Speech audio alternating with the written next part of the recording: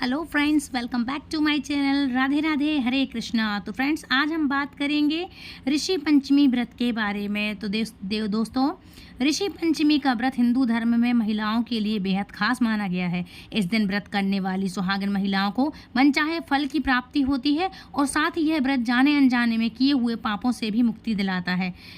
हिंदू धर्म में ऋषि पंचमी का व्रत सुहागन महिलाओं के लिए बहुत अधिक मायने रखता है। सुहागन महिलाएं हर साल सप्तऋषियों का आशीर्वाद प्राप्त करने के लिए विधि विधान से पूजा करती हैं।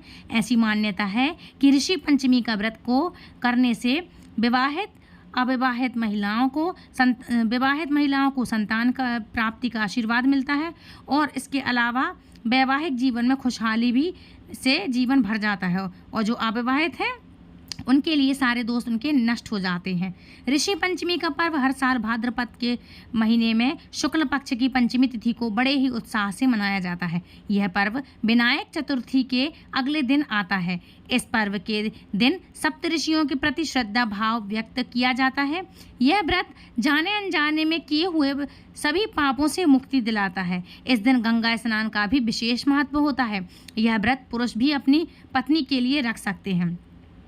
ऋषि पंचमी के दिन सप्तऋषियों की पूजा होती है। जैसे कि कौन कौन से नाम हैं इन ऋषियों के, तो ध्यान से सुन लीजिए। सप्तऋषियों के नाम क्या है? पहला है कश्यप, अत्रि, भारद्वाज, वशिष्ठ, गौतम, जमदग्नि और विश्वामित्र। ये हैं हमारे सप्तऋषि। सप्तऋषियों को आपने तारे के रूप में देखा होगा आसमान में। क्वेश्चन मार्क की तरह इनके ऋषियों का तारा जो बनता है, क्वेश्चन मार्क की तरह ये सप्तऋषि अलग दिखते हैं आसमान में, आप कभी भी देख सकते हैं। तो इनके ये नाम है और ये हमें आसमान में आज भी चमकते हुए दिखते हैं। ये हैं हमारे सप्तऋषि। अच्छा, इनकी पूजा की जाती है और ये 7 ऋषि ब्रह्मा, विष्णु और महेश के अंश माने जाते हैं। ये ही वेदों और धर्मशास्त्रों की रचयिता भी हैं। माना जाता है कि इस व्रत को करने से सभी प्रकार के पापों से मुक्ति मिलती है और जीवन में सुख शांति आती है। अब बात करेंगे ऋषि पंचमी की तिथि के बारे में। तो हिंदू पंचांग के अनुसार इस साल भाद्रपद माह के शुक्ल पक्ष की पंचमी तिथि 7 सितंबर को शाम 5:37 पर शुरू होगी और 8 सितंबर को शाम 7:58 पर समाप्त होगी। इसलिए उदया तिथि के अनुसार ऋषि पंचमी का व्रत 8 सितंबर को ही रखा जाएगा। अब बात करेंगे ऋषि पंचमी की पूजा का मुहूर्त क्या है। तो ऋषि पंचमी के दिन पूजा का शुभ मुहूर्त है 8 सितंबर को सुबह 11:03 से लेकर दोपहर 1:34 तक रहेगा। ऐसी मान्यता है कि ऋषि पंचमी के दिन सप्तऋषियों की पूजा और मुहूर्त के हिसाब से करना बहुत शुभ फलदायी माना जाता है। इसलिए शुभ मुहूर्त में ही सप्तऋषियों की पूजा करें। अब बात करेंगे ऋषि पंचमी के शुभ योग के बारे में। तो पंचांग के अनुसार ऋषि पंचमी का दिन बेहद शुभ माना जाता है। यह गणेश चतुर्थी पूजन का दूसरा दिन है और इस दिन 2 शुभ योग बन रहे हैं। सबसे पहले इंद्र योग बन रहा है जो कि सुबह से लेकर देर रात 12:05 तक रहेगा। वहीं रवि योग दोपहर 3:31 तक से 3 बजे से लेकर 31 तक रहेगा। अगले दिन 9 सितंबर को सुबह 6:03 तक रहेगा।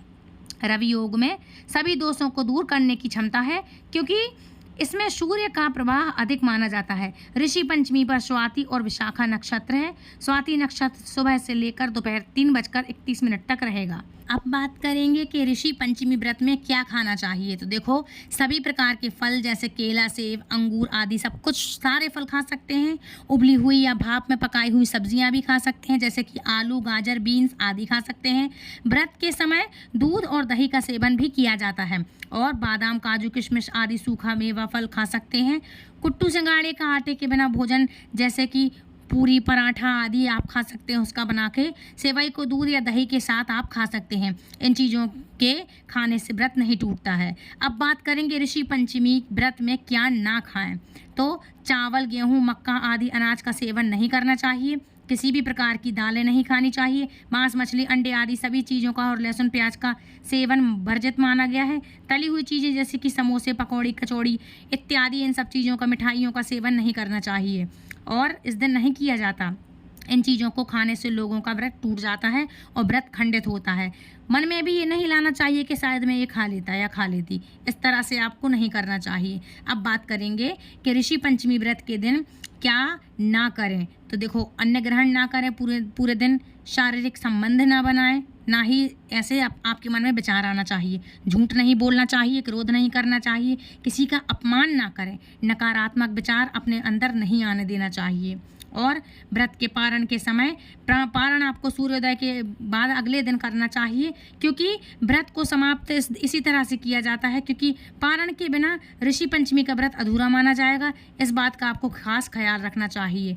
और व्रत रखने वाली महिलाएं पारण से पहले स्नान और फिर ब्राह्मणों को भोजन या दान दें, इसके बाद व्रत का पारण करें। तो इस तरह से आप ऋषि पंचमी वाले दिन इस तरह से इन चीज़ों का आपको ध्यान रखना चाहिए।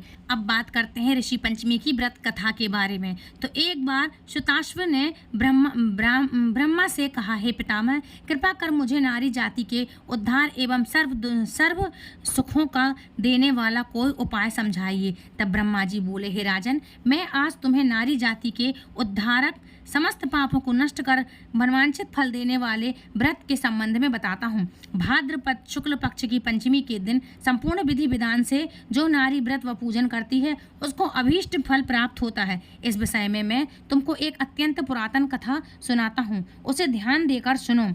विदर्भ देश में एक अत्यंत सदाचारी धर्मध्वज उतंक नाम का ब्राह्मण रहता था। उसकी स्त्री अत्यंत पतिव्रता, सुशील एवं दानी स्वभाव की थी तथा उसका नाम भी सुशीला था। उसने एक पुत्र एवं एक पुत्री को जन्म दिया।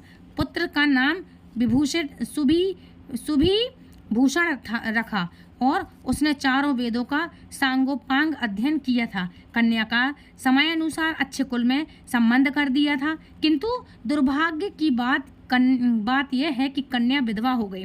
वह अपने सतीत्व के रक्षार्थ अपने पिता के घर रहने लगी। वह ब्राह्मण सपरिवार गंगा तट पर कुटिया बनाकर वहीं रहने लगा। ब्राह्मण बालकों को विद्या अध्ययन कराने लगा और एक दिवस माता पिता की सेवा करके कन्या शिलाखंड पर शयन कर गई, मतलब पीरियड से हो गई। रात भर में उसके सारे शरीर में कीड़े पड़ गए। सुबह जब ब्राह्मण के कुछ शिष्यों ने उस कन्या को इस दशा में देखा तो उसकी माता सुशीला को सूचित किया कि माता, चलकर गुरुपुत्री को देखिए। गुरुपत्नी ने जाकर उसे देखा। देखते ही सशंकित हो विलाप करने लगी तथा पुत्री को उठाकर ब्राह्मण के पास लाई। ब्राह्मण की पुत्री की दशा देख अति विस्मित हो गई और दुख को प्राप्त हुई। तब ब्राह्मणी ने हाथ जोड़कर कहा, महाराज, मेरी पुत्री के शरीर में कीड़े पड़ जाने का क्या कारण है? तब ब्राह्मण ने ध्यान कर कहा, हे सुप्रिय, इस कन्या का अब से 7 जन्म पूर्व का हाल बताता हूँ, सो सुनो। उस समय यह ब्राह्मणी थी। तब रजस्वला होते हुए भी घर के तमाम बर्तन, भोजन सामग्री छू ली इसने। ऋषि पंचमी व्रत को भी अपमानजनक दृष्टि से इसने देखा। उसी दोष के कारण पुत्री के शरीर में कीड़े उत्पन्न हुए हैं, क्योंकि रजोधर्म वाली नारी को पहले दिन चंडालनी, दूसरे दिन ब्रह्मघातनी, तीसरे दिन धोबिन के समान शास्त्रों में माना गया है। तुम्हारी कन्या ने ऋषि पंचमी व्रत के दर्शन अपमान के साथ किए, इससे ब्राह्मण कुल में जन्म पाकर भी दोष मुक्त न हुई। तब सुशीला ने कहा, महाराज, इस उत्तम व्रत का इस कन्या के समक्ष विधि पूर्वक वर्णन कीजिए, जिससे समस्त सांसारिक प्राणी लाभ उठा सकें।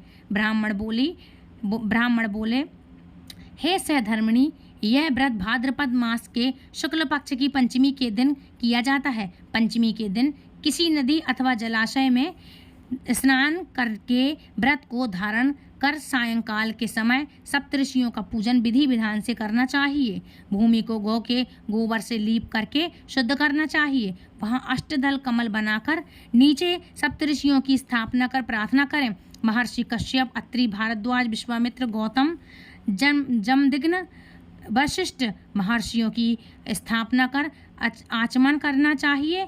आचमन करने के बाद स्नान, चंदन, फल फूल, दीप, नैवेद्य आदि से पूजन करके व्रत की सफलता की कामना करनी चाहिए। इस व्रत को करके उद्यापन भी विधि पूर्वक करना चाहिए। चतुर्थी के दिन एक बार भोजन करके पंचमी के दिन व्रत आरंभ करें। सुबह किसी नदी अथवा जलाशय में नित्य कर्म से निवृत्त होकर दातुन करें और स्नान करके गौ के गोबर से लीप करके सर्वतो भद्रक चक्र बनावे, उस पर कलश स्थापित करें।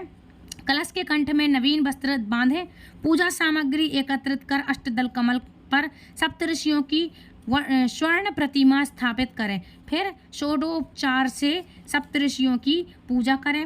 रात्रि को पुराण आदि ग्रंथों का श्रवण करें। विशेषकर शिव महापुराण अति उपयोगी है, अतः सत्कर्मी ब्राह्मण को भोजन एवं दक्षिणा देकर संतुष्ट करें। इस प्रकार व्रत करें तथा इस व्रत का उद्यापन करना भी अति उत्तम है। इस व्रतोद्यापन से नारी रूप लावण्य को प्राप्त कर सौभाग्यवती होती है एवं जीवन में धन, संतान आदि का सर्व सुख भोग करके अंत में देवलोक में वास करती है। इस व्रत के करने से नारी का बुरा समय नष्ट हो जाता है तथा सदैव लक्ष्मी का निवास रहता है। सुंदर, आज्ञाकारी एवं दीर्घायु वाले पुत्र उत्पन्न होते हैं। जीवन में किसी भी प्रकार का कष्ट पास भी नहीं आता है। तो फ्रेंड्स, ये थी आज की कथा। आई होप आज की कथा आपको पसंद आई होगी, और यदि आपको ये कथा पसंद आई तो प्लीज़ वीडियो को लाइक, शेयर, कमेंट करें। चैनल सब्सक्राइब करना बिल्कुल ना भूलें ताकि आने वाली वीडियो की नोटिफिकेशन सबसे पहले आप तक पहुंचे। इसलिए आप जब चैनल सब्सक्राइब करेंगे तो बेल आइकन को ऑल पर प्रेस करें। तो फ्रेंड्स, मिलती हूँ आपके लिए नेक्स्ट वीडियो में। तब तक के लिए happy Rishi Panchami once again. आप सभी के लिए ऋषि पंचमी व्रत की बहुत बहुत शुभकामनाएं। स्पेशली लेडीज़ और माताएं हैं, बड़ी श्रद्धा के साथ ये व्रत किया करो और ये व्रत करना। तो फ्रेंड्स, मिलती हूँ नेक्स्ट वीडियो में। तब तक के लिए राधे राधे, हरे कृष्णा।